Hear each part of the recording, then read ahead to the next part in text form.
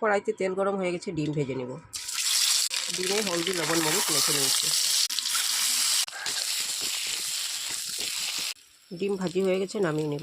তেল গরম হয়ে গেছে, পেঁয়াজ দিয়ে দেব। পেঁয়াজ আমি ভেজে নেব।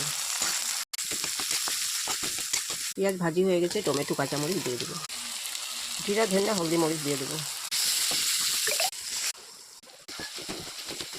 ভাজি হয়ে গেছে, আলু দিয়ে দেবো। আলু আমি কেটে ধুয়ে রেখেছি। এখন আলু ভেজে নেব। আন্দাজ করে লবণ দিয়ে দেবো। আলু ভাজি হয়ে গেছে, জল দিয়ে দেবো। তেজপাতা আদা দিয়ে দেবো। ভেজে রাখা ডিম দিয়ে দেবো। মিট মশলা দিয়ে দেবো।